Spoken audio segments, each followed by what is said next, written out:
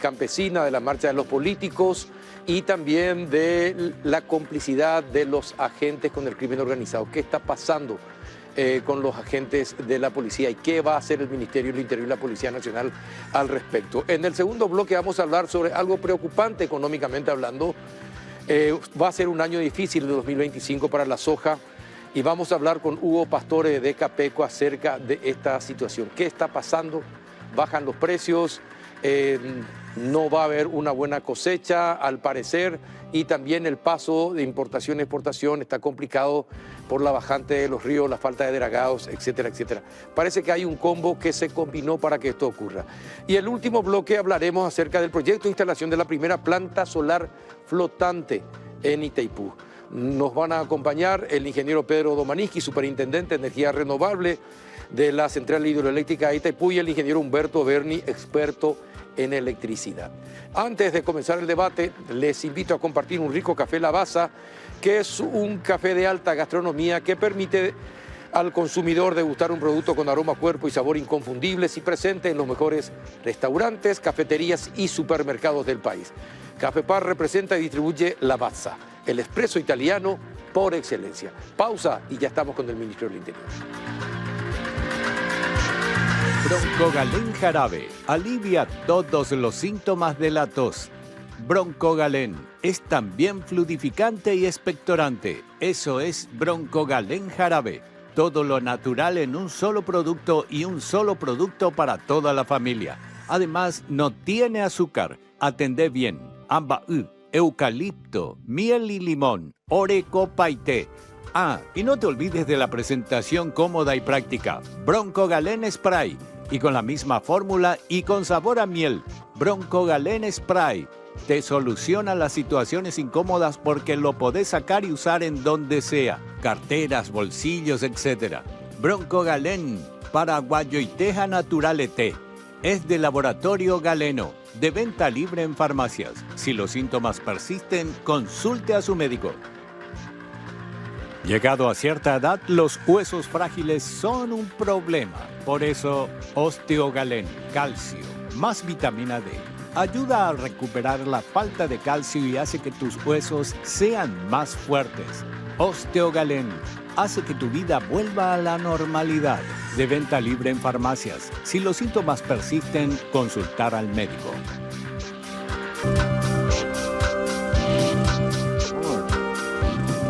Bien, ya estamos con el ministro del Interior, el doctor Enrique Riera. ¿Qué tal, ministro? Buenas noches, ¿cómo estás? Bien, Carlos, gusto saludarte a vos, a la audiencia. Un día largo que todavía no terminó. Hasta no va a terminar todavía. No, hasta que se vaya el último manifestante de la plaza, seguro, a su casa, tranquilo, después de haber dicho sus verdades. La policía tiene precisas instrucciones del presidente de proteger, amparar.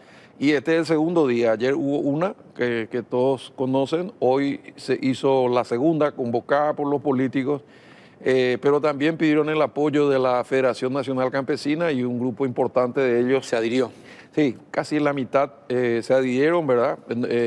También se hizo eso, hay que decirlo, con acuerdo de la policía, acompañando los buses. O sea, fuimos en este sentido bastante... Y todo tranquilo. Gracias a Dios, toco madera, todo tranquilo, pero hay 12.000 policías activos. Es la ventaja de tener 34.000 que están alertas, pero 12.000 están en tierra en este momento, en anillos de seguridad y con las cámaras prendidas y tratando de no generar ningún tipo de irritación con una primera fila de personal femenino, de mujeres. Eso es un punto a favor del pueblo paraguayo. ¿Sabes que en otras épocas ver a veces un casco azul a un timotine generaba una reacción? Sí. Y en este caso la verdad es que cuando veo una policía femenina, no hay paraguayo y menos varón que le escupa, le provoque, le insulte, le maltrate. Al contrario.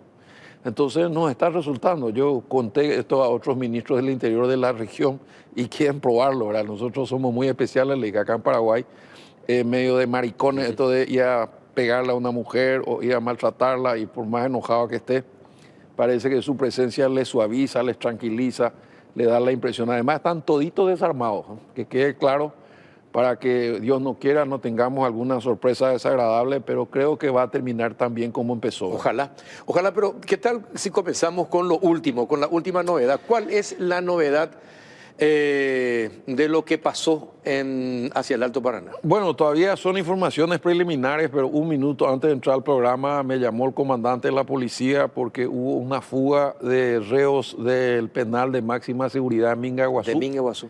Sí, señor. ¿Esta noche? Esta noche, hace minutos nomás, según la información que recibí, serían 8. Hay uno de apellido Rotela, pero no es el Rotela de Tacumbú, ¿verdad? Tampoco hay ninguno que sea importante. Hay uno del PCC, esta es la información preliminar. La policía está en este momento ya colaborando con el ministro de Justicia, a quien le vamos a dar, obviamente, como siempre, todo el apoyo. Y bueno, la idea es recapturarlos de ser posible lo más rápido y obviamente después investigar qué pasó, por qué se escaparon, porque aparentemente algún vecino habría visto una tela blanca, una soga o sábanas por encima del muro, ¿verdad? Y esa cárcel tiene un montón de dispositivos, así que sin acusar a nadie, presumo que tuvo que haber fallas en el sistema o complicidad, porque en estos lugares la verdad es que se mueve mucho dinero y muchos intereses. Es una lucha permanente. Nosotros desde que asumió el doctor Nicora hemos tenido, con el de esta mañana, casi te diría 8 intentos de motines, toditos sofocados, y sin embargo antes cada vez que entrábamos a una de las prisiones había una reacción natural. Hoy ya estábamos manejando la situación, así que esto nos da un toque de atención para mejorar. Pero estamos hablando del recientemente inaugurado de máxima seguridad, sí, ¿verdad? Señor. 8 reos entonces se escaparon. Se escaparon esta noche, según la información preliminar. Es una noticia, el único que tiene esta noticia porque el comandante me acaba de llamar, ¿verdad? Estoy con él desde muy temprano en contacto, monitoreando la salida de los buses, el cruce de los buses, que no les molesten en la ruta, que puedan llegar todos al seminario, que tengan la cobertura de seguridad necesaria. Y se hace un tratamiento acordado con ellos, más o menos como el de los partidos de fútbol, ¿verdad? Mañana, si todo sale bien, saldrán a hacer su recorrido habitual y después del acto frente al Congreso, donde normalmente suelen decir sus verdades, la policía les trae con sus choferes los unidos en la costanera, se suben y vuelven a su tierra natal. Ahora, volviendo al tema de los presos, en la cárcel de Misiones también hubo problemas. Esta mañana. Sí, y intervino la policía, puso orden, ¿qué pasó? Intervino la policía, sumado con un agente penitenciario. En honor a la verdad, estamos trabajando muy coordinadamente, por eso el otro día lo que le pasó a Pablo, que fue muy, muy extraño, que habrás escuchado, ¿verdad? Más allá de la noticia sensacionalista, la sensación de que Tacumbú, otra, gracias a Dios, se mantiene, ¿verdad? Eso puede llegar hasta el último lugar, ya no hay más esos filtros, ya no hay más ese control del crimen organizado interno. No es fácil, ¿verdad? Todavía hay que trabajar mucho y mañana justamente se hace otra vez otro curso de formación, pues se están cambiando 100% los guardiacárceles. ¿Por qué el crimen organizado entró tan profundamente en Paraguay y inficionó muchas instituciones? El sistema carcelario uno, el sistema de justicia es otro. ¿Qué pasó en todos estos años para que esto pudiera ocurrir ahora? Yo creo, Carlos, que el Estado paraguayo bajó los brazos. Estado paraguayo en general, digo, ¿verdad? Sí. Tampoco quiero entrar en la simpleza de acusar al gobierno anterior, pero son números que lo hemos dicho desde el Senado y en tu programa. Y hoy puedo decir con cierto orgullo, ¿verdad?, que nosotros tenemos unas estadísticas de cuánta droga pasó en esos 5 años y fue descubierta en Europa, no acá. Y tengo la cifra que asusta de 60 toneladas de cocaína en 10 meses. Y ahora, hace 18 meses, que se siguió descubriendo droga en Europa, pero ni una que salió de Paraguay. Entonces, la lectura es que Paraguay está dejando de ser un lugar de tránsito y ahí quizás me lleve a una conclusión. Las empresas, como son el crimen organizado, como puede ser, no sé, Philips o Samsung o quien sea, buscan dónde instalarse, ¿verdad? Donde hay impuestos bajos, donde hay facilidades. Bueno, el crimen organizado se instaló acá porque el PCC no es nuestro, el Comando Vermelho tampoco, hasta tienen nombres en portugués. Pero sin embargo, fueron se instalaron en Paraguay en el momento en que las famosas 1.500 pistas, nunca se compraron los radares, ahora compramos los radares, nunca se compraron los aviones, ahora tenemos los 6 Tucanos, super Tucanos que van a llegar en cualquier momento. Entonces hay voluntad política para arrancar y ellos no se estresan demasiado, yo creo que cambian de ruta y el negocio sigue, ¿verdad? Y se instalaron acá porque les permitimos, ¿verdad? Porque aflojamos los brazos. ¿Cuándo llegan los radares y cuándo llegan los aviones? Porque y los radares, mientras tanto, el cielo es libre para ellos. Bueno, los radares tienen un periodo, hasta donde sé, ¿verdad? No quiero, de lo que escuché, de colocación de hasta 2 años, son más de 9, no va a haber ni un pedazo del cielo paraguayo ya libre. Y los super Tucanos ya creo que en 1 o 2 meses estarán por acá y desde el día que lleguen van a empezar a actuar, ¿verdad? Hay un detalle no menor. Vos sabés que tenemos una ley que se discutió mucho en el Senado en mi época del derecho a derribar los aviones, ¿verdad? Sí. Y que porque nuestra Constitución habla de la presunción de inocencia y prohíbe la pena de muerte, entonces no se nos permite derribar. Lo que sí se permite en Brasil. Pero hay algo que no se dice, que es posible que esos aviones, ya con la tecnología de punta, hagan tiros de advertencia y hasta puedan generar algún intento de presión para que aterricen, ¿verdad? Entonces yo tengo fe que con los radares y con los aviones esta historia va a ir cerrándose más disminuyendo. Aún. Te repito, en 18 meses ni 1 gramo de cocaína salió de Paraguay y fue descubierto en puerto europeo. Nada. Hoy cayó un submarino en Portugal con casi 7.000 kilos de cocaína y con tres brasileros dentro del submarino. Bueno, ahí cuando tu pregunta fue frontal, ¿cómo se instaló acá? La explicación es muy sencilla, Carlos, es la corrupción, ¿verdad? Es la venalidad de funcionarios de todos los niveles y de todos los poderes, ¿verdad? Y es la impunidad, o sea, la sensación de que la tentación de recibir $10.000 es muy grande y es muy baja la posibilidad que caigas. Porque si las autoridades no imponemos disciplina, nosotros cuando empezamos a hablar del polígrafo nos miraban como marcianos, ¿verdad? Y es una práctica común en cualquier país del mundo, ¿verdad? Es más, ahora, por ejemplo, vos querés saber si un tipo miente o no. En la policía, en asuntos internos, yo tengo facultades para hacer el polígrafo. Nadie me puede decir nada. En la nueva ley orgánica yo tengo posibilidades de denunciar. Antes el control civil sobre la policía no existía. Entonces ya hay más responsabilidad de mi lado y hay más posibilidades de controlar. Esto también depende mucho de la cabeza, ¿verdad? Porque cuando en la cabeza se empiezan a aflojar las cosas, entonces el resto dice, si mi jefe permite, ¿qué me va a decir a mí, verdad? Entonces yo tengo la impresión de que la corrupción es un bicho difícil de domar, pero de lo que yo conozco, Carlos, ya a esta altura de mi vida, la clave está en el Poder Judicial. Aparte de la voluntad política del Ejecutivo. Pero ¿por qué te digo esto, verdad?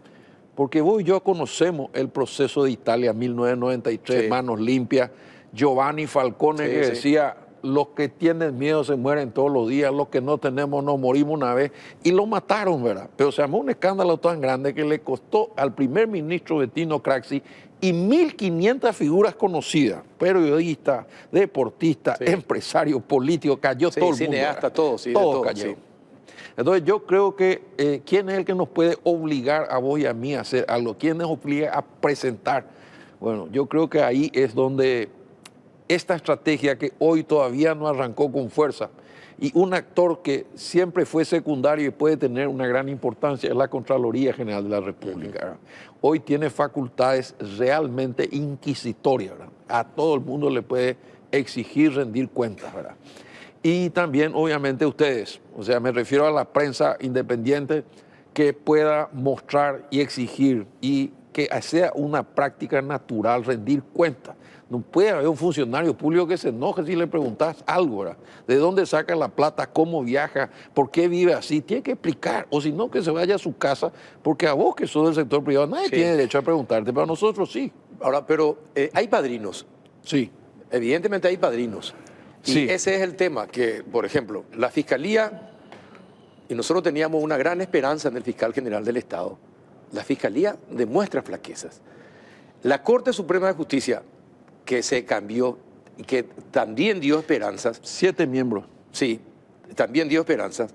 De repente aparecen algunos de sus integrantes en los chats conocidos, por ejemplo. Sí. Entonces, ¿quién nos va a cuidar y quién nos va a hacer justicia?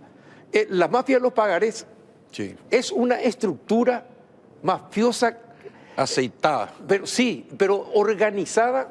Y bueno, y así son todas las estructuras mafiosas en Paraguay. ¿Y cómo le vamos a caer si están jueces, si están fiscales, si están abogados, si están policías, si están militares, si están periodistas? ¿Cómo vamos a enfrentarlos? Y mira, yo comparto unas reflexiones contigo y la audiencia, ¿verdad? Lo primero, todo lo que estás contando realmente nos lleva a darnos de narices a asumir que hay una crisis de valores en la sociedad, Así porque mismo. yo no creo que al cruzar al sector público te la corrupta y el otro lado no. Así mismo. Vos sabés que El este tango se baila a dos. dos. Con esta diferencia, generalmente el sector público es el que pone la música, Sí. porque te crea el problema para venderte la solución. ¿ves? Y te digo eso porque yo estoy lidiando diariamente con identificaciones, por ejemplo, ¿verdad? Que depende de mí, que vos sabés que yo tengo toda la voluntad del mundo y cuando me doy la vuelta, al salir en el estacionamiento le pasa un papelito que de tu cédula 24 horas llama a este número. Es muy difícil, pero no imposible. La segunda reflexión es que, ¿por qué la sociedad admira al que tiene y no al que es? Es un comentario medio de viejo. ¿Por qué? ¿Por qué los paraguayos compran un reloj falsificado? Vos te das cuenta la lógica de la falsificación. Vos tenés un Rolex para purear y vos sabés bien que es falso. Sí. O sea, vos te estás engañando, pero querés aparentar. Entonces la gente, desde las suegras en adelante, para elegir al candidato de la hija, ¿y quién es el apellido? ¿Quién es su papá? ¿Dónde se va de vacaciones? ¿Qué auto usa? Sí. ¿Cómo se viste? ¿Qué reloj tiene? Entonces, vamos a hacer una autocrítica porque es imposible que de este pueblo salgan autoridades japonesas y se rabuena Y en de todos este los nivel de poderes. educación. De este nivel de educación. Porque los valores se traen en la casa y se complementan en las escuelas. Estoy de acuerdo, Carlos, y yo también, esto puede sonar medio extraño, ¿verdad? Yo soy un batallador anónimo, un Quijote perdedor de la sociedad de consumo. Y ayer estuve viendo en Netflix otra vez la película y dije, esto no puede suceder. ¿Cómo nos duermen una y otra vez? ¿Cómo nos hacen comprar? Porque nuestros padres y nuestros abuelos eran austeros, Carlos. O sea, te voy a decir una cosa que puede sonar muy extraño. A mí mi mamá me cosía las camisas. Sí. Bueno, y todas los trajes de boda de todas de sus nietas hacían ellos. Así mismo. A mano alzada. Así mismo. Entonces yo digo, bueno, ¿qué es lo que cambió? En nuestra época ni siquiera había marcas, ¿verdad? Era Pierre Cardin, si encontraba. Sí, encontraba. El resto era una Pero que camisa. también se hacía acá. Que también se hacía acá. Sí. Entonces, yo creo que por un lado hay que hacer una autocrítica como sociedad y por otro lado hay que mejorar los controles. Porque hoy con la tecnología casi imposible escaparte de la posibilidad de la corrupción. Te digo más, si hay voluntad política, es posible detectar todos los hechos de corrupción. Y ahí me lleva a otro comentario que puede sonar también difícil. En mi opinión, el Estado paraguayo, como las democracias en general, están al borde del colapso, están sobrepasados. ¿Por qué te digo esto? Porque la cadena de la justicia que estamos reclamando ambos tiene 4 eslabones: una policía que agarra, un fiscal que acusa, un juez que condena y un sistema penitenciario que le hace pagar sus cuentas con la sociedad, pero le reintegra al salir. Bueno, una cadena es tan débil como más débil de los eslabones.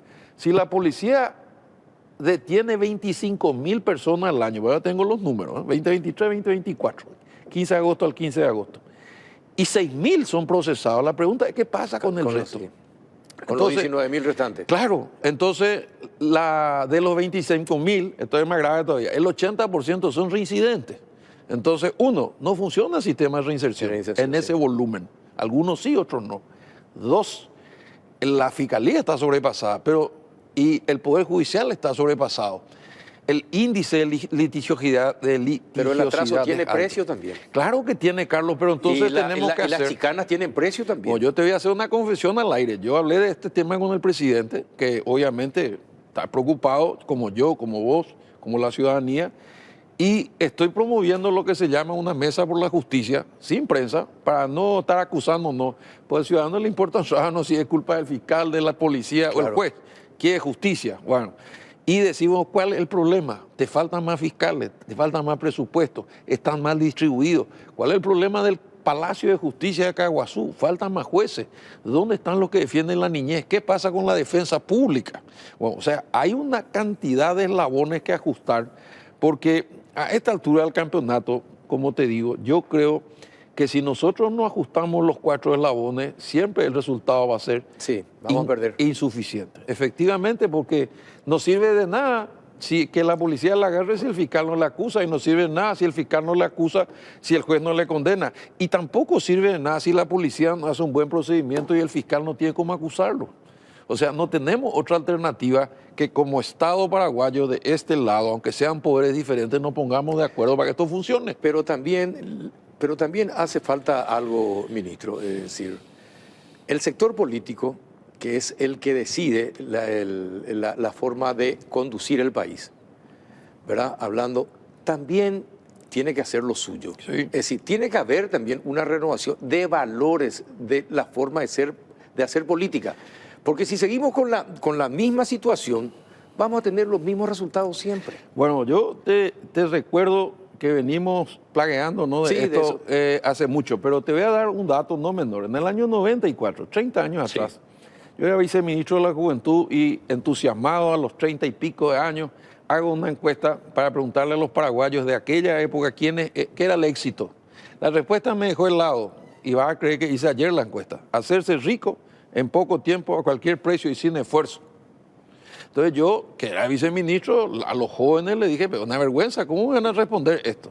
Y salió un valiente que siempre ahí me dice, vea, vos viceministro, ¿se puede disentir? Adelante. Yo como poquito, demócrata, y me dice uno de ellos, y cuando ustedes dicen no chupen, ¿y quién nos vende la cerveza? Ustedes nos dicen, sean honestos, y los corruptos llegan cada vez más lejos. Entonces, vamos a ser honestos, no tenemos referentes, me dice. Así mismo. Entonces yo le pregunto, ¿y quiénes son sus referentes? Bueno, en aquel entonces Chilavert y Maradona.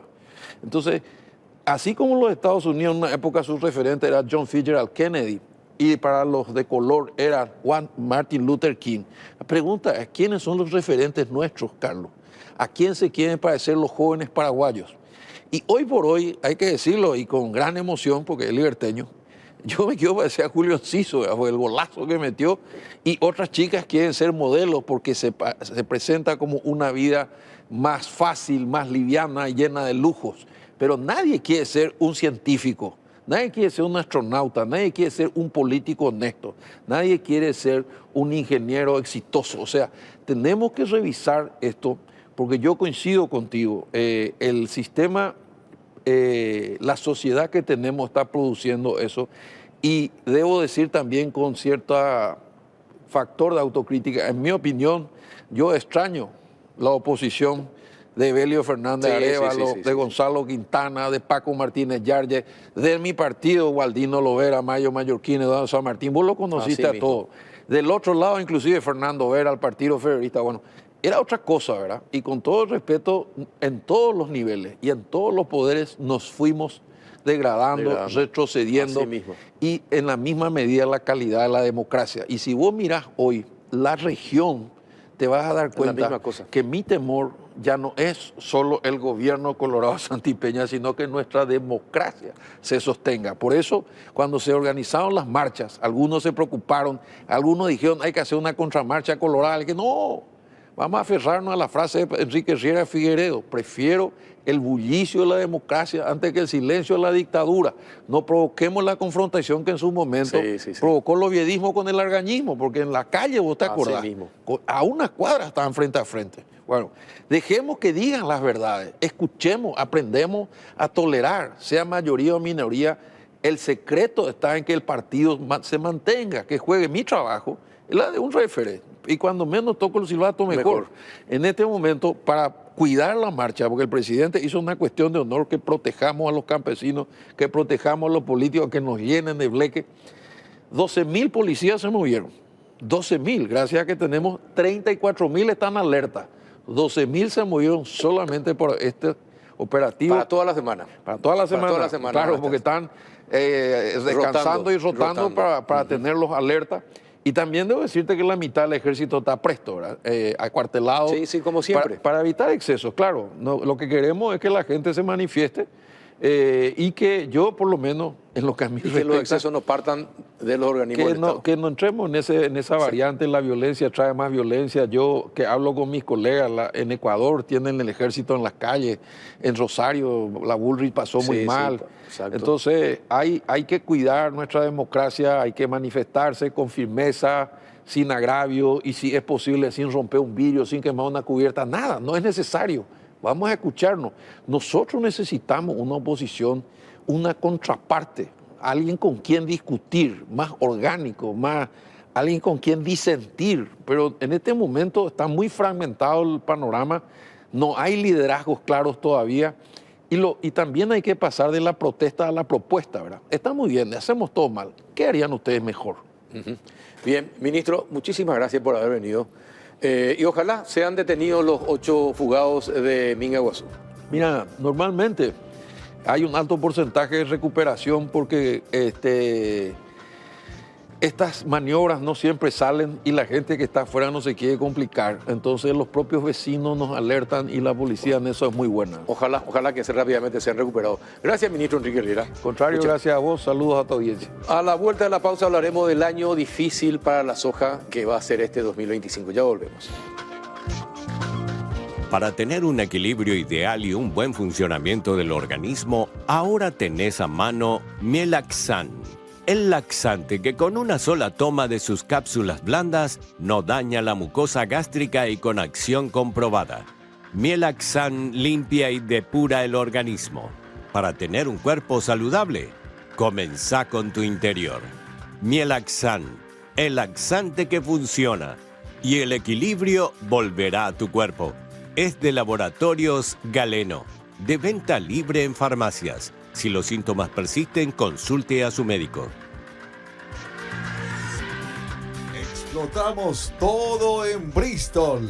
Vení y aprovecha el Black Friday todo el mes de marzo hasta el 50% de descuento. Celulares, televisores, heladeras, motocicletas y mucho más. Con los mejores precios del país y además sin entrega inicial más envío gratis.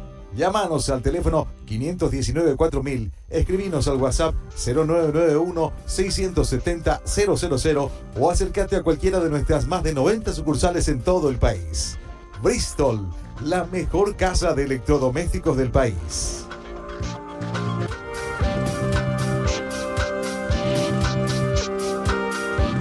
Bien, ya estamos en el segundo bloque del péndulo y en compañía de Hugo Pastore de Capeco. ¿Qué tal, don Hugo? ¿Cómo anda? Buenas noches, gracias por venir. ¿Qué tal, Carlos? Un gusto Bien, estar bien. contigo. Saludos para toda la teleaudiencia también. Bueno, ¿cuál es la situación real de la soja en el 2025?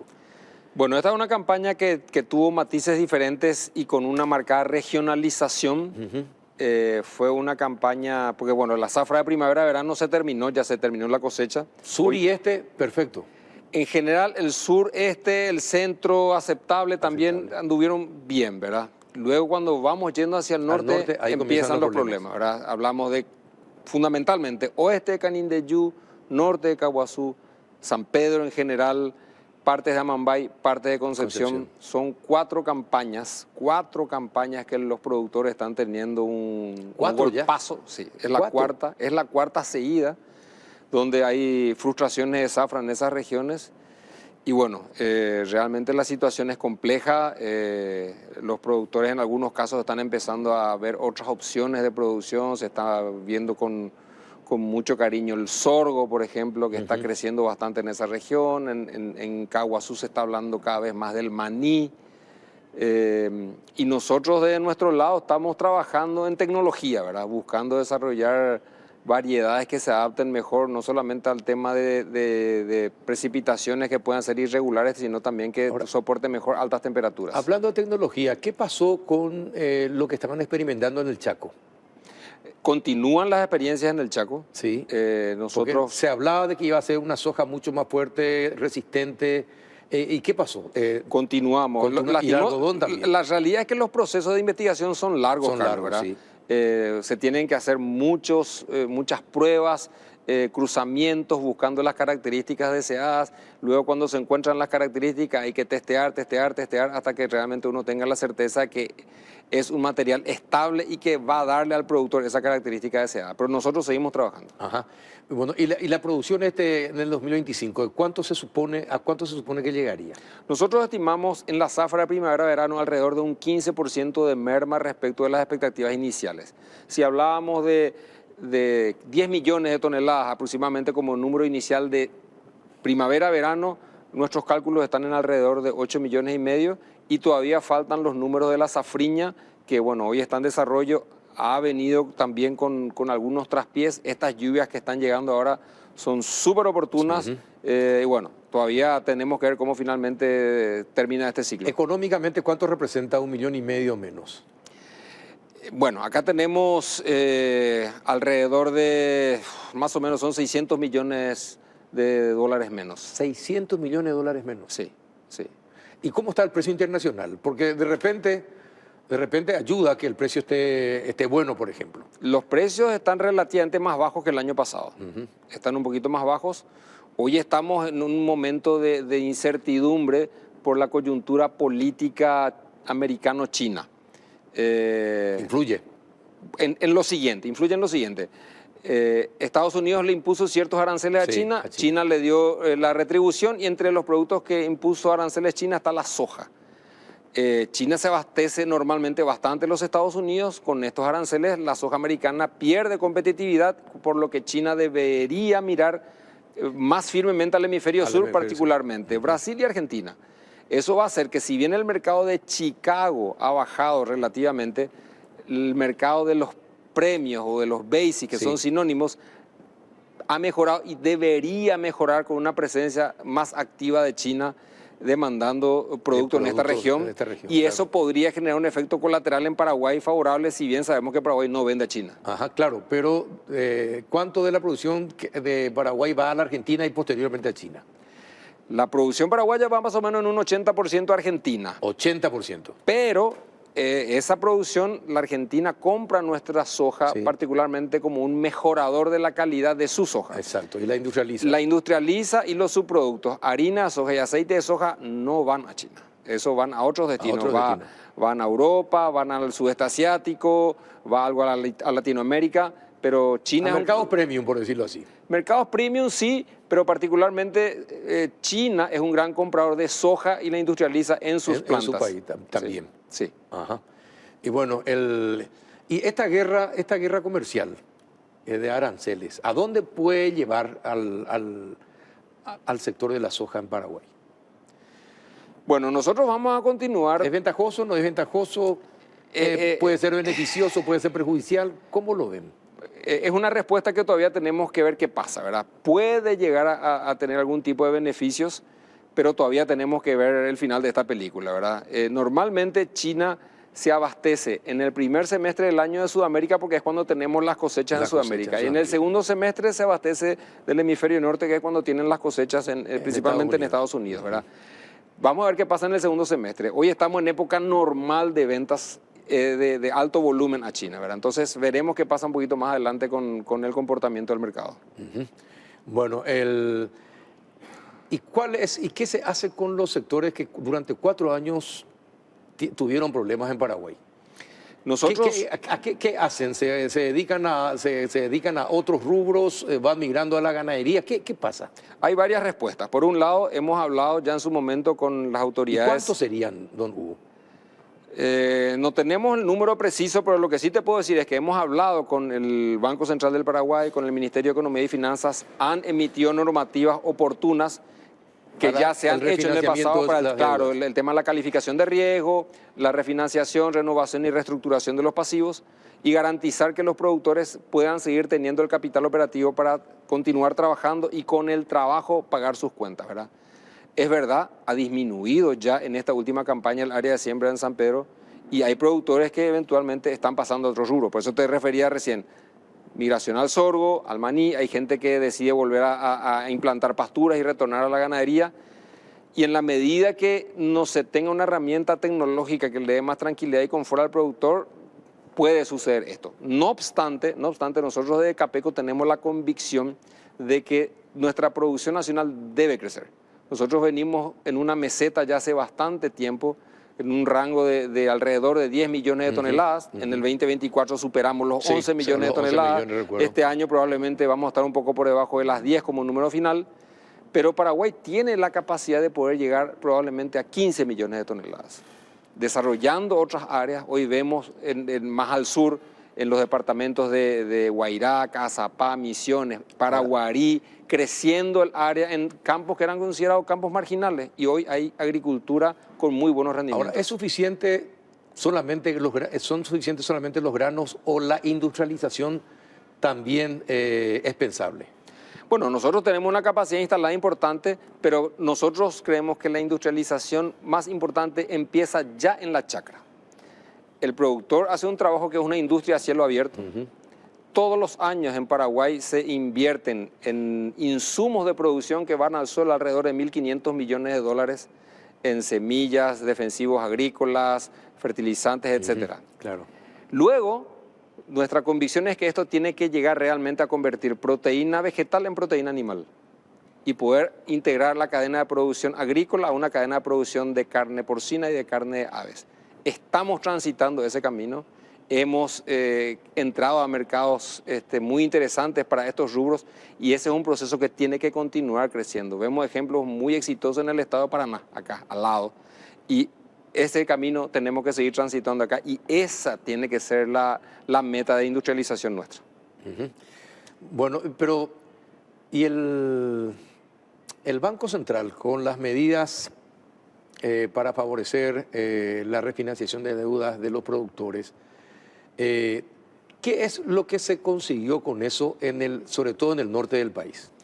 Por un lado es que los bancos que están financiando a los productores de esas regiones puedan tener el marco, se les marca la cancha para que ellos puedan tener el apetito para continuar financiando a estos productores. Por supuesto que siempre estamos hablando de que son productores que saben trabajar, que conocen del negocio y tienen buen carácter, ¿verdad?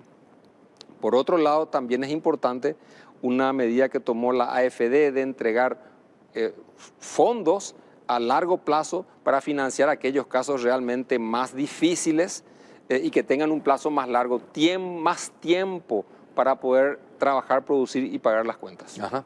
¿Y cómo están trabajando con el Ministerio de Agricultura actualmente? Bueno, con el Ministerio de Agricultura mantenemos siempre contacto. Vemos que el ministro de Agricultura siempre está pendiente de todo lo que pasa en el campo. También con instituciones del sistema MAC tenemos un contacto muy fluido, llámese SENAVE, llámese Infona, donde permanentemente estamos analizando toda la problemática que nos aqueja. El gobierno está cumpliendo con lo que le compete, ya sea industria, comercio, agricultura y otras instituciones del Estado, con el sector agrícola.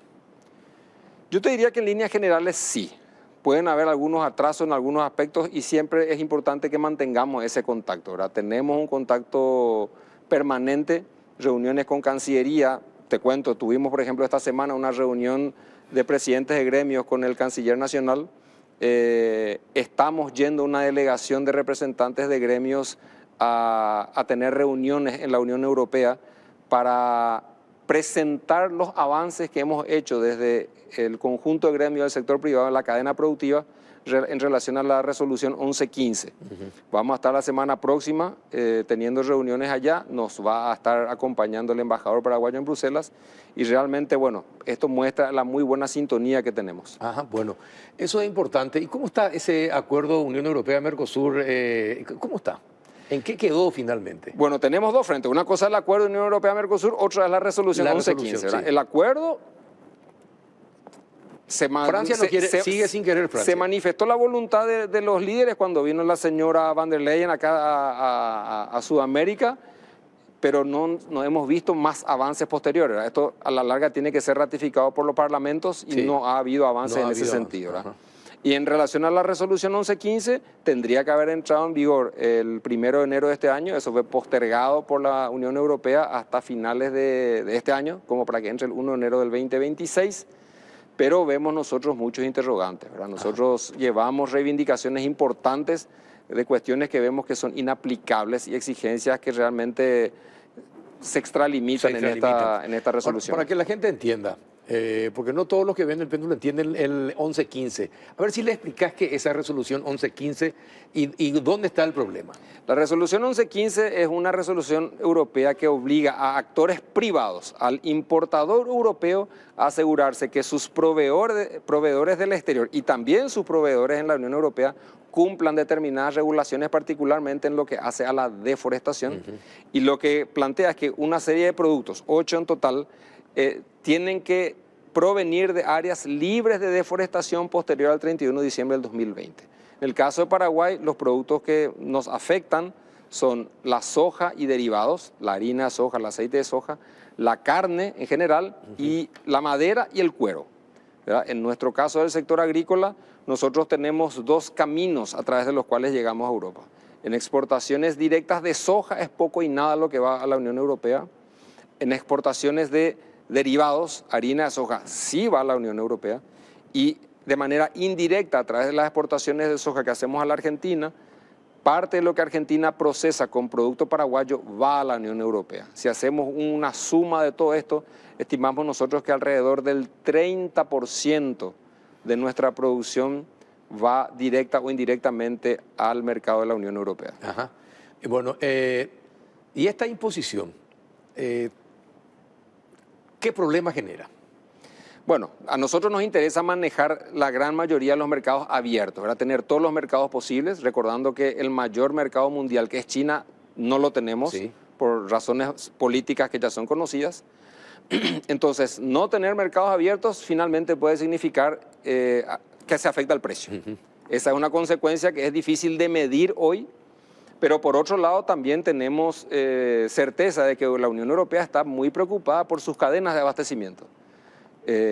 Sus proveedores habituales, tomemos el caso de la harina de soja, son países como Brasil, como Argentina, como Paraguay, que ellos necesitan de ese producto para poder alimentar a sus cerdos, a sus aves, etcétera, y mantener a su mercado abastecido. Si ellos ponen trabas que realmente no permiten que estos países continúen abasteciendo, y bueno, van a tener problemas. Eventualmente tendrán problemas. Uno de los problemas principales dentro de lo que es la resolución 1115, que ellos pretenden tener una segregación física del producto. Ellos piden que el producto que trae Carlos no se mezcle con el producto que trae Hugo. Y eso en la práctica no funciona así ni en Paraguay, ni en Brasil, ni en ninguna parte del mundo en el comercio de granos.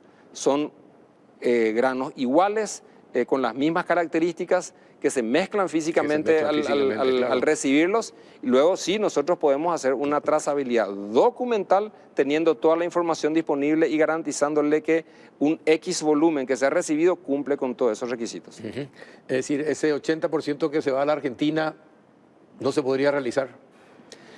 Eventualmente es decir, Argentina... va a ser argentino. Sí, pero Argentina eventualmente tendría que tomar medidas para poder segregar, para poder separarlos. Lo cual es difícil. Es difícil. Ajá. ¿Y eso qué implicaría? Que si esto va, si continúa para adelante. Es decir, ¿cuál es la posición del Mercosur? Carlos, con respecto al 1115. La posición es contraria.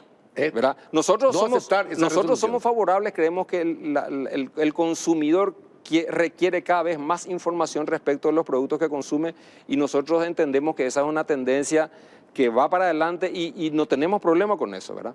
Ahora, de ahí a que hayan exigencias que son de cumplimiento imposible, por lo menos en el plazo inmediato, no. Si hay una gradualidad, porque hoy en día la infraestructura física, los silos, los puertos, las industrias no están diseñadas, no están preparadas para poder trabajar en un sistema de segregación. Ahora, este plazo inmediato, finalmente es una trampa esa imposición de la Unión Europea. Bueno, mira, nosotros hemos insistido en varias... ¿Hablaron con ellos? ¿Qué le explican acerca de eso? Hemos tenido visitas de representantes de la Unión Europea, nos hemos reunido con los representantes locales, y en todos los casos nuestros planteamientos no fueron escuchados. ¿No quieren escuchar? Esto de la segregación puntualmente le hemos dicho varias veces, una implementación gradual hemos dicho varias veces y no nos han escuchado. ¿En qué resultó eso? Que se postergó finalmente, ¿verdad? Porque ellos tampoco están preparados.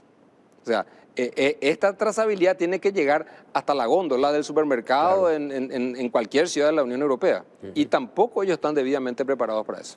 Ahora, otra cosa, teniendo en cuenta la falta de relacionamiento directo, comercial directo con China, porque se hace a través de terceros países el contacto, pero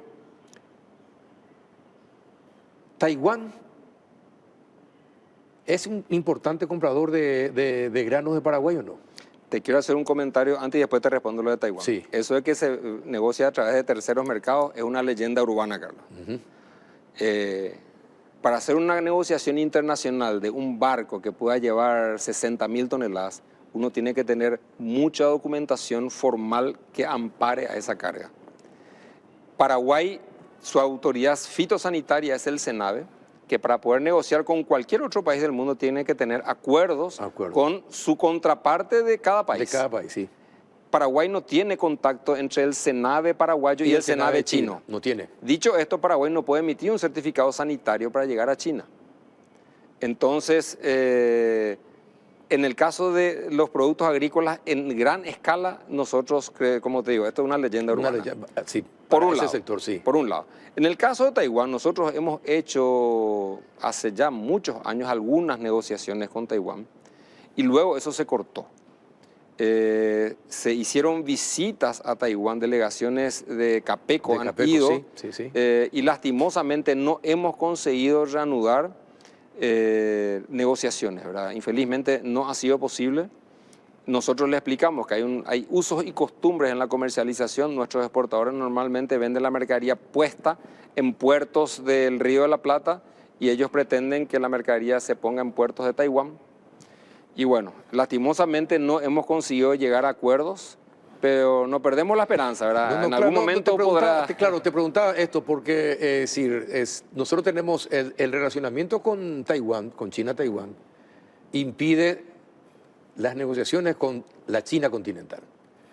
Entonces, pues debería haber cierta compensación de parte de Taiwán porque políticamente, diplomáticamente tenemos relaciones con ellos. Por eso preguntaba si se da o no esa compensación.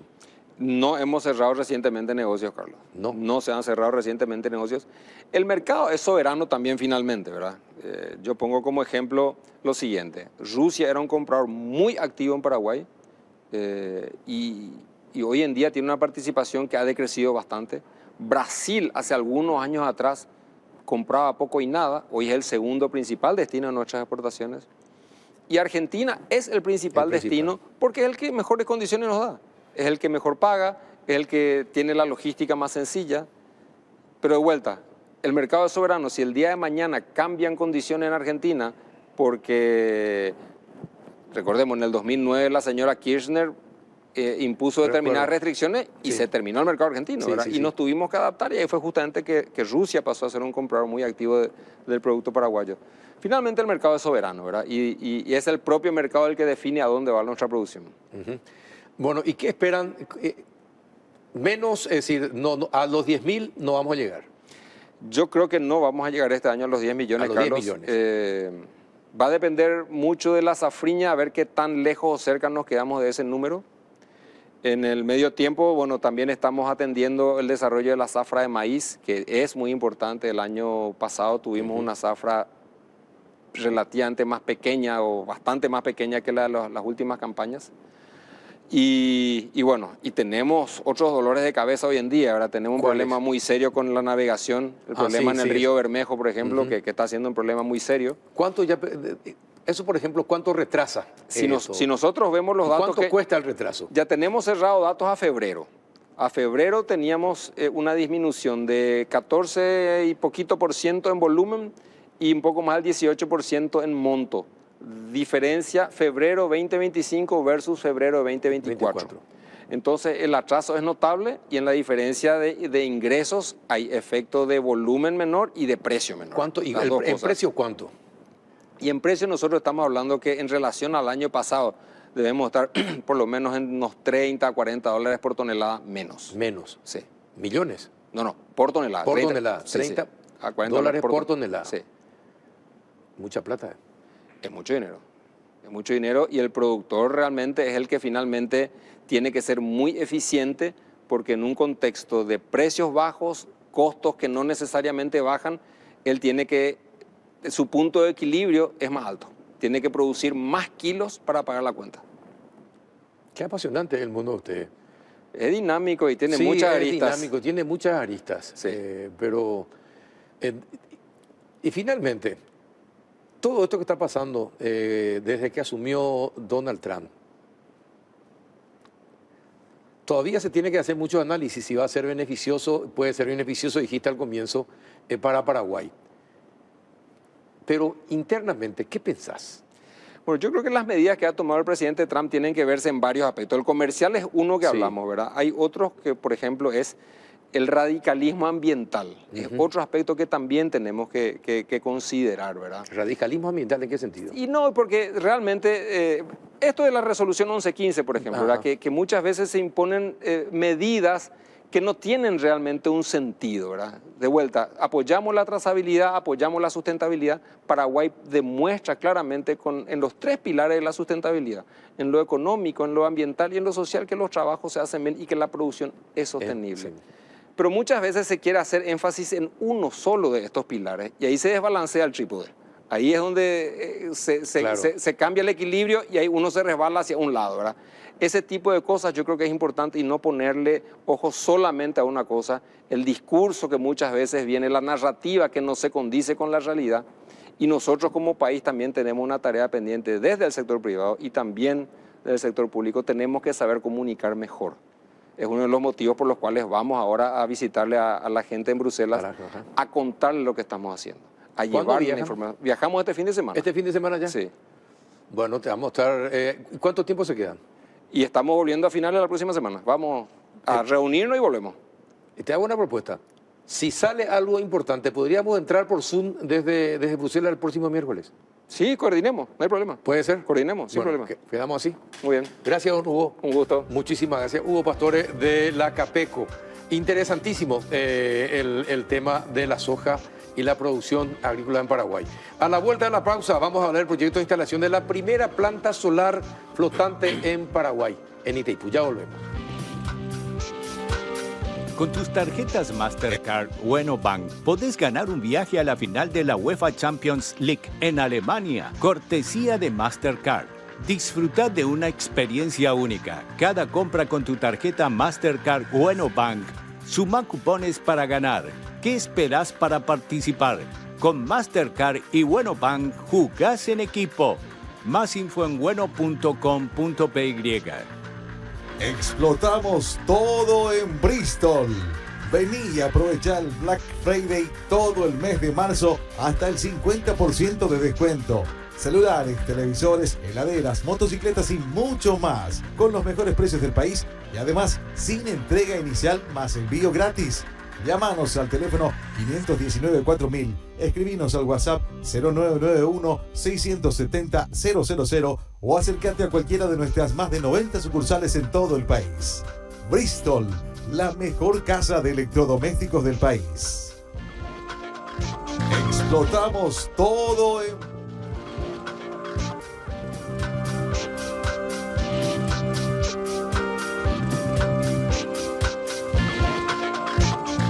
Muy bien, ya estamos en el último bloque del péndulo y para hablar de algo que parece de ciencia ficción, se podría decir, de la instalación de la primera planta solar flotante en el mundo, me dicen. Así que vamos a tratar de desentrañar un poquitito este tema, a ver si entendemos cómo es, qué significa y qué impacto puede tener en el país.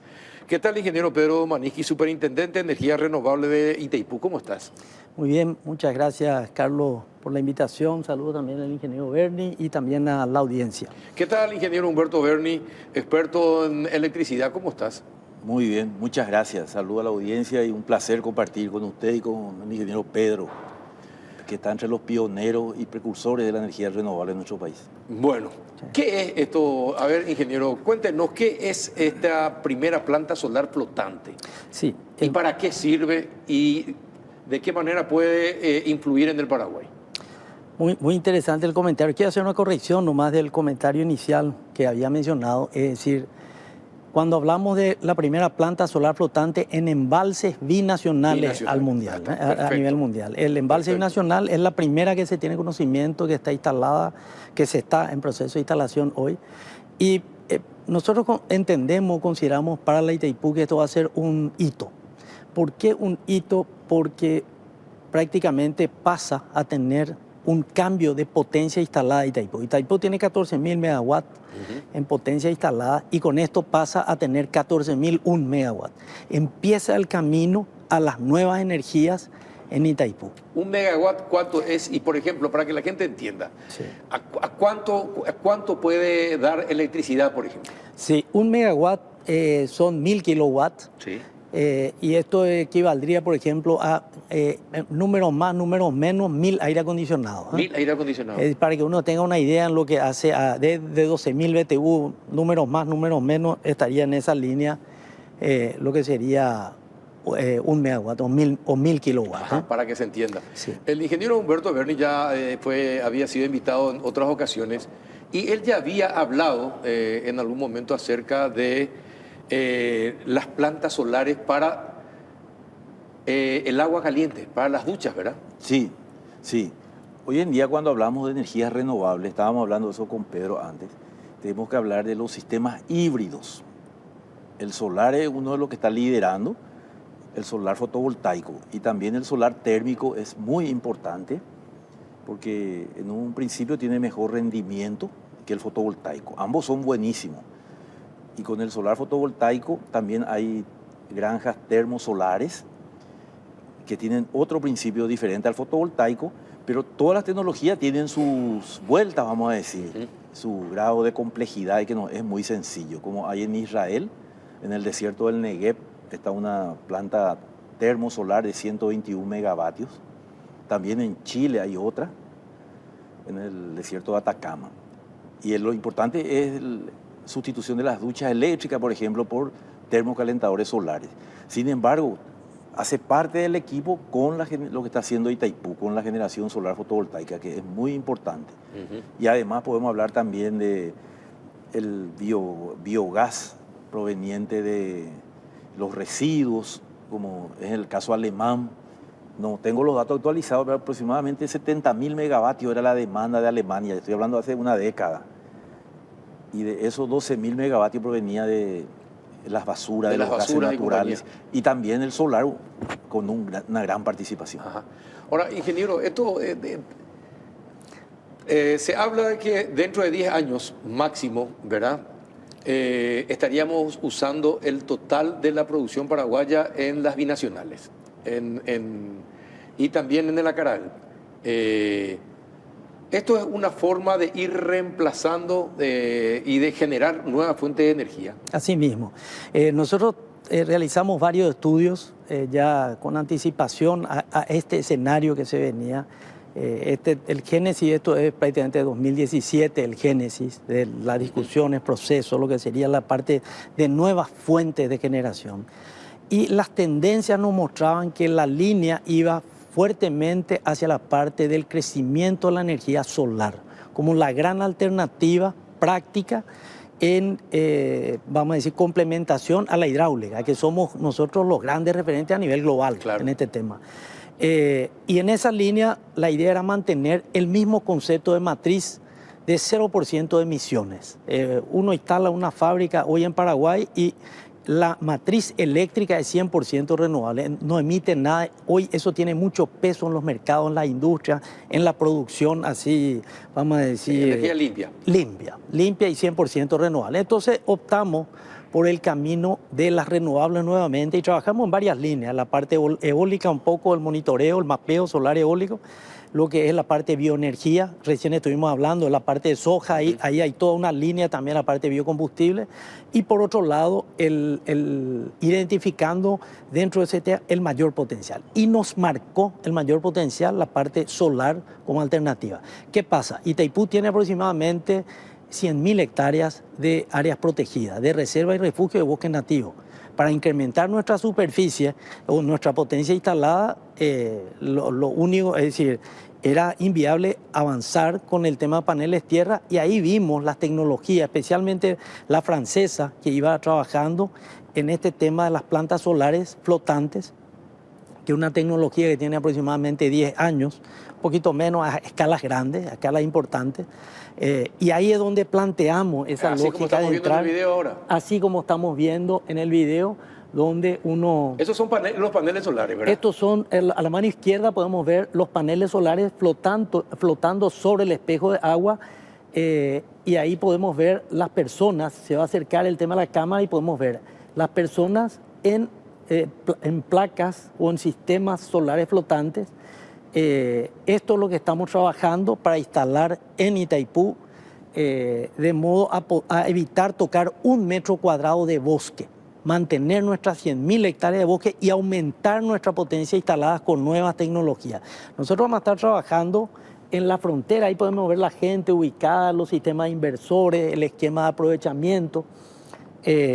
Nosotros vamos a estar trabajando, como decimos, en el último nivel tecnológico de plantas solares flotantes en el mundo, es decir, una tecnología de punta. La tecnología francesa, esto es resultado de un proyecto de aproximadamente una licitación donde participaron 14 empresas, 6 consorcios, es decir, y los consorcios eran obligatorios entre empresas paraguayas o brasileñas.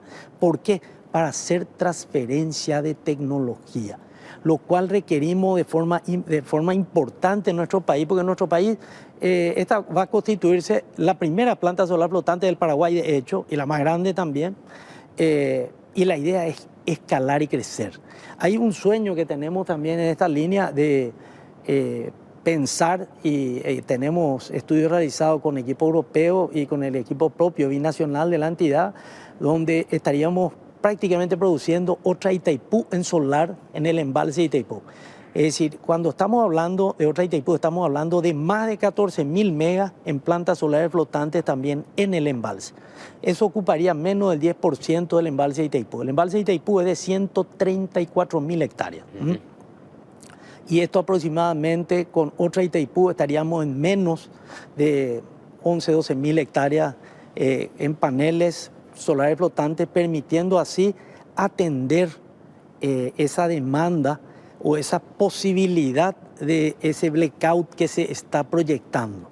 ¿Por qué es interesante, Carlos? Porque cuanto mayor sol hay, ¿qué impacta eso? Mayor consumo de aire acondicionado. Mayor consumo de aire acondicionado, mayor consumo de energía. Y ahí es donde se equilibra, porque cuanto mayor sol hay, mayor generación solar también se tiene. Entonces podemos neutralizar con los paneles solares el consumo justamente de la siesta, de los picos de la siesta. Recientemente, y permiso, ingeniero Berni, que es uno de los especialistas en la parte de eficiencia energética en el país, y como ustedes saben, este es el mes de la eficiencia energética. El 5 de marzo se dio el Día de la Eficiencia Energética, y antagónicamente ese mismo día se tiene el nuevo registro de consumo energético en 5.122 megawatts. Es decir, consumo muy, muy importante. Y esto podría, de alguna forma, mitigar o disminuir esos picos de consumo, y por eso es que se complementa y se parea tan bien con las hidroeléctricas. Ahora, ingeniero, a ver si bajás, para los no entendidos, bajás en castellano todo esto, y de qué manera a nosotros los usuarios esto nos conviene. Sí, como bien lo dijo acá el ingeniero Pedro, hay una unión indisoluble prácticamente entre las energías renovables y la eficiencia energética. En algunos países dicen la primera fuente de generación es la eficiencia energética.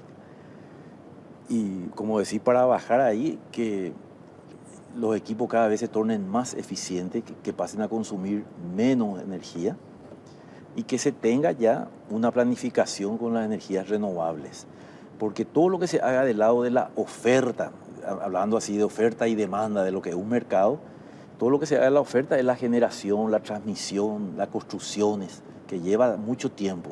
Todo lo que se haga del lado de la oferta normalmente llega tarde. Ahora estamos ya al límite próximo de utilizar todo lo que disponemos. Entonces, lo que se haga del lado de la demanda es lo que aplica la eficiencia energética. Del lado del consumo final, disminuir el consumo. Eso es lo que se busca con la eficiencia energética y ya el uso de la energía renovable, porque no hay más también otras fuentes de generación disponibles, y aparte la solar fotovoltaica tiene un tiempo de implementación corto, si se quiere. No sé en cuánto tiempo va a estar ya todo en servicio. Sí, bueno, la planta de, vamos a decir, de 1000 kilowatts, iniciamos ahora el 13 de marzo. La parte preliminar, como habíamos dicho en algunos medios, íbamos a arrancar la segunda quincena de febrero. Efectivamente, arrancamos en esa fecha. Y se tiene previsto en 150 días tener justamente la planta terminada y montada generando energía. ¿Qué significa eso en forma práctica? Sí. Que, por ejemplo, una central de Acaraí hoy estaría tardando 4 o 5 años, 200 megas de instalarse. Además de la complejidad de toda la parte productiva, 5 años más o menos, también está el tema del recurso, la disponibilidad de recursos. Sí. Tenemos que tener agua. Una planta solar flotante de 200 megawatts podemos estar montando en 8 o 10 meses. Es decir, es 6 o 7 veces más rápido. Sí, más rápido. Entonces, y otra cosa, podés hacer componentes paralelos. ¿Por qué? Porque la disponibilidad de recursos solar existe y de forma abundante en Paraguay. Esto estamos hablando hoy de grandes plantas. En el caso, estamos hablando una turbina por margen, el equivalente de 700 megas, una turbina por margen en cada lado del embalse, son plantas importantes. Pero también pensar, ¿por qué insistimos en el acoplamiento de la tecnología desarrollada? Está trabajando con nosotros el concurso, el proceso licitatorio ganó un consorcio binacional, empresa paraguaya, empresa brasileña, paraguayo-brasileño. Y el ganador fue la empresa que tiene la mayor planta solar flotante de Sudamérica. La tecnología es francesa, como mencionamos, y se está trabajando y trayendo todo lo que es el último nivel o la frontera de conocimiento para aplicar en la planta de Itaipú, para poder hacer la replicación a escala. Estamos soñando también con esa área ser el mayor centro de monitoreo e investigación de plantas solares flotantes en Sudamérica, en la región. Pero por otro lado, ¿cuál es la ventaja? Para cerrar la idea, que esto también puede aplicarse al embalse de Yacyretá, a embalse de Acaraí, a embalse de Iguazú, pero también no dejar de lado el pequeño productor en el Chaco, por ejemplo, en los embalses del Chaco, evitando la evaporación. Hay una serie de ventajas que podemos comentar posteriormente, pero eso trae aparejado la necesidad. Se puede instalar en diferentes zonas. Sí, en diferentes zonas. Y no hace falta que haya una represa en el lugar. No, la ventaja con Itaipú es que ahí que tenemos, es decir, ¿por qué? Como dijimos, ¿cuál es la ventaja de la planta solar flotante?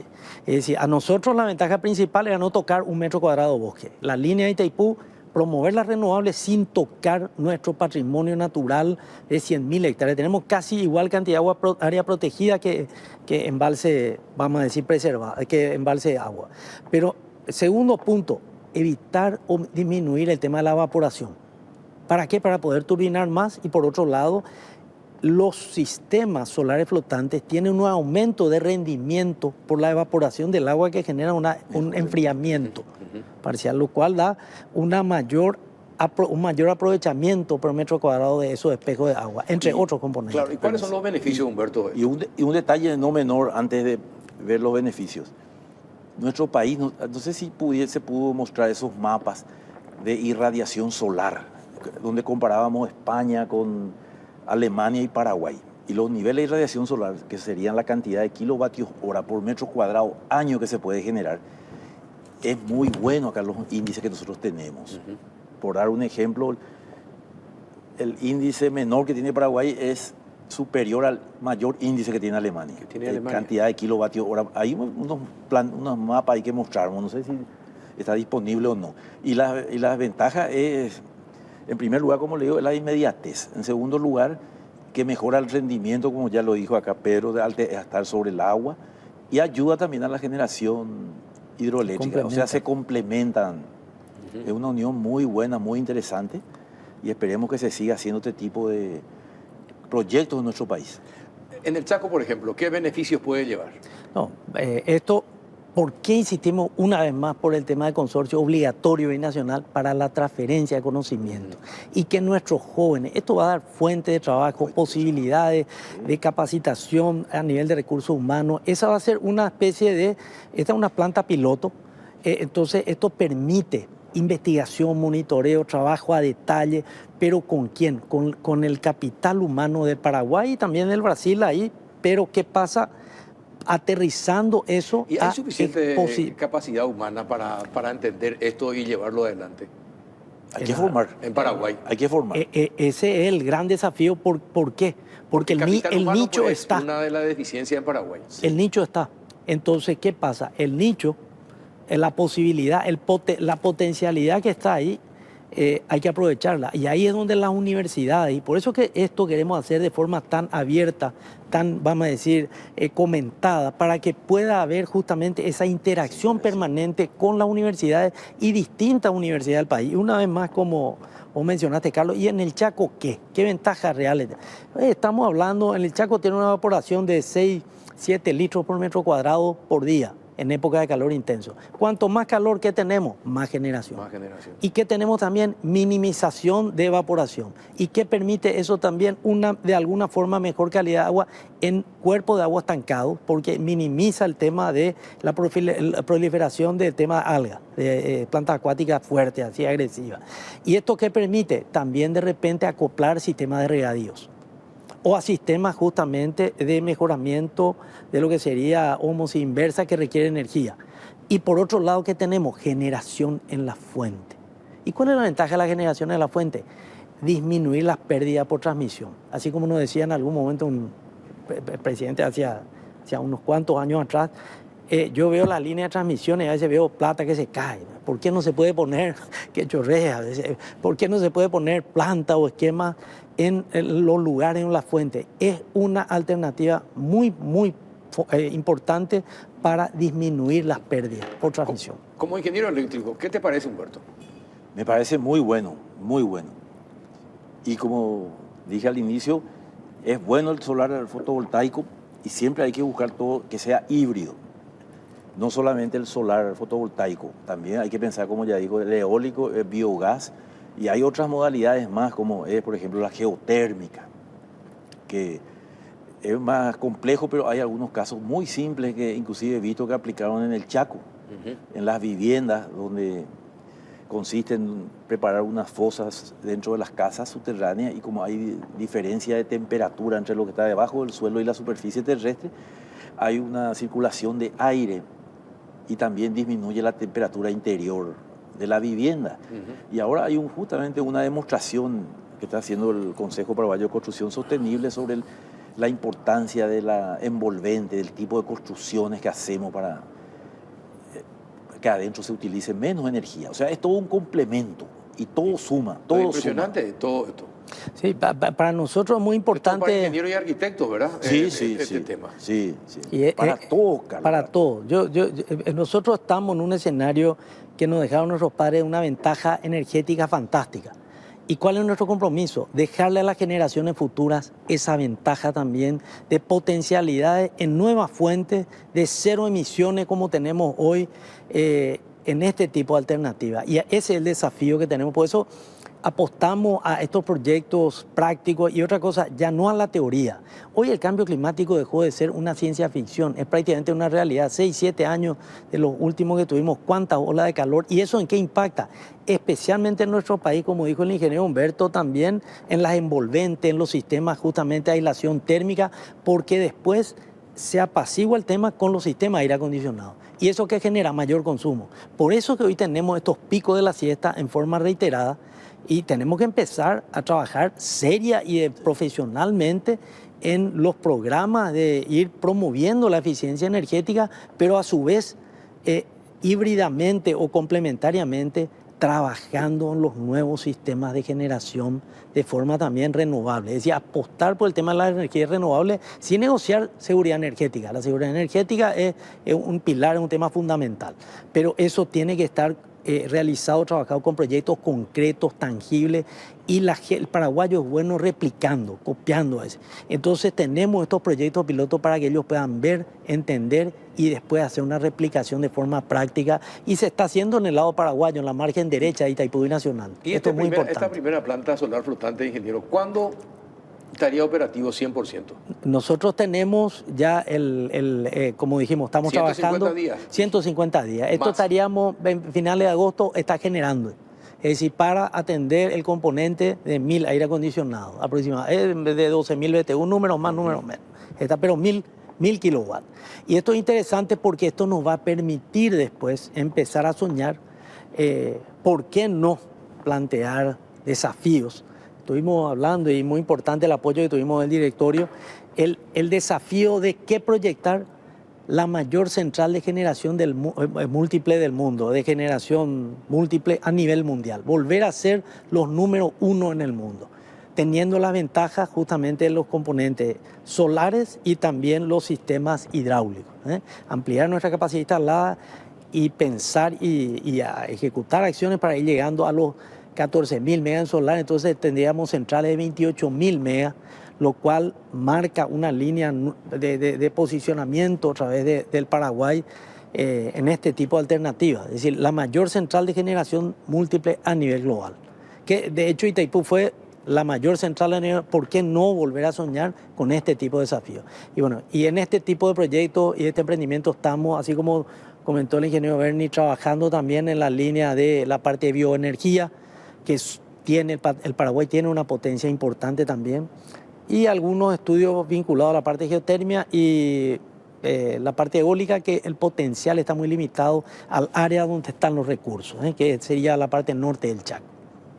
Impresionante, parece ciencia ficción. Parece. Cuando explican ustedes los ingenieros, parece ciencia ficción todo esto.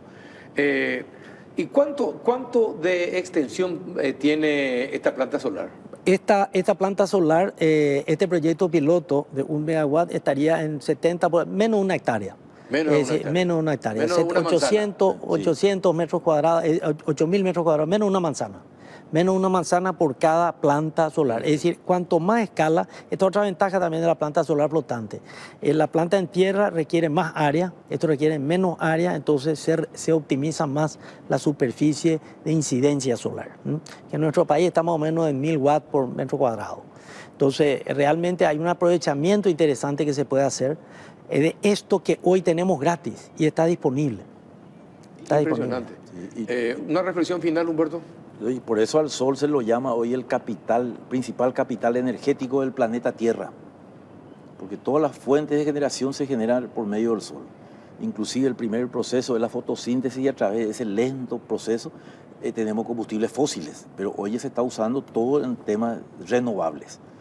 Y tenemos unas condiciones climáticas muy favorables, a pesar de la alta temperatura que en cierto modo influye en el rendimiento de los paneles.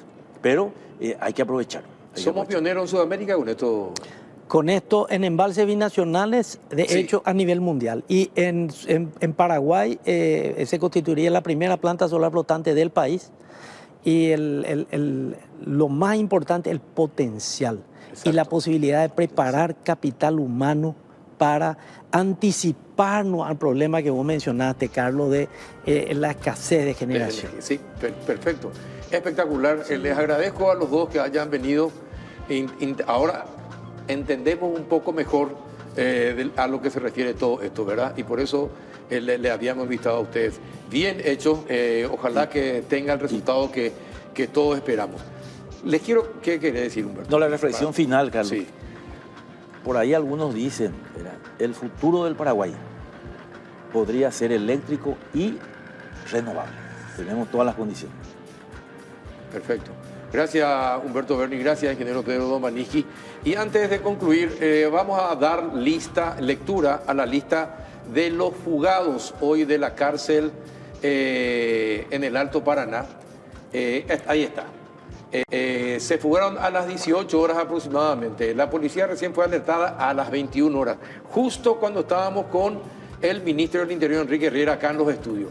Esta es la lista preliminar de los fugados. Marcio Cuadra Caetano, Blas Pablo Melgarejo Benítez, Wilson Darío Rotela Coronel, Derrick Ramón Jiménez, Juan y Fran, Freddy González del Valle, Fernando Aquino y Anderson Queiro. Estos son los fugados entonces de la cárcel de máxima seguridad en Mingaguazú la tarde del día de hoy. Y con esto llegamos al final de otra edición más de El Péndulo por Unicanal. Muchas gracias por la atención, nos reencontramos el próximo miércoles.